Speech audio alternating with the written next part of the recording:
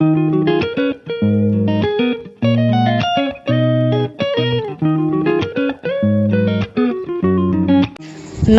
বন্ধুরা, আর কুকে সকলকে ওয়েলকাম।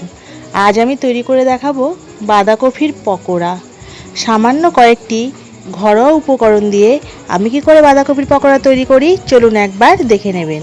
বাঁধাকপির পকোড়া তৈরি করার জন্য আমি একটা ছোট বাঁধাকপির হাফ কেটে দেখুন সেদ্ধ বসিয়ে দিয়েছি। 5 মিনিট ধরে ভালো করে সেদ্ধ করে নিয়েছি। এবার জল ঝরিয়ে একটি পাত্রে তুলে নেব। দেখুন বাঁধাকপিগুলোকে আমি ভালো করে জল ঝরিয়ে প্লেটের মধ্যে নিয়ে নিয়েছি। আর নিয়েছি 2টো পেঁয়াজ কুচি, 4 কোয়া রসুন কুচি, 4টে লঙ্কা কুচি। লঙ্কা আপনারা পরিমাণ মতো দেবেন, আপনারা যেমন খাবেন সেরকম দেবেন।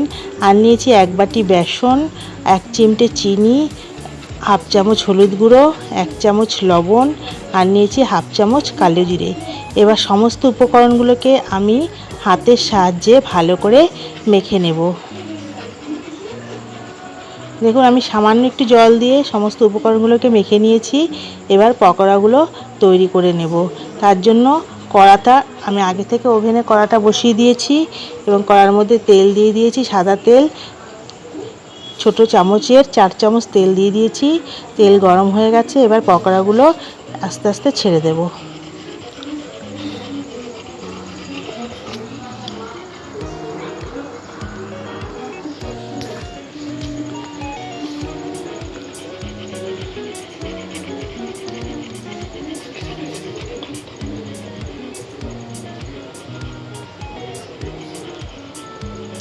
দেখুন এক এক করে সমস্ত পকোড়াগুলোকে আমি তেলের মধ্যে ছেড়ে দিয়েছি।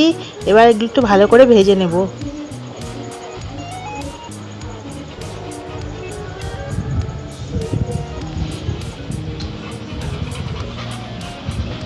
দেখুন এক পিঠ হয়ে গেছে, আর এক পিঠ আমি উল্টে দিচ্ছি।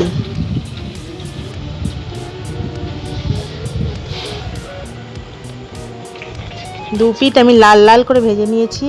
এই দেখুন পকোড়াগুলো ভাজা হয়ে গেছে। এবার একটা প্লেটে আমি তুলে নেব।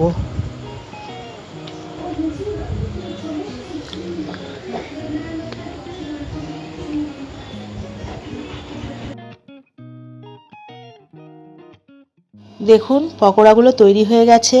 এইভাবে আপনারা বাঁধাকপির পকোড়া তৈরি করে গরম ঠান্ডা ভাতের সঙ্গে কিংবা সন্ধেবেলা মুড়ির সঙ্গে খেতে পারেন। খেতে খুবই ভালো লাগবে। যদি ভিডিওটি ভালো লেগে থাকে তাহলে লাইক, কমেন্ট, শেয়ার, সাবস্ক্রাইব করবেন। সবাই ভালো থাকবেন, সুস্থ থাকবেন এবং আমার পাশে থাকবেন।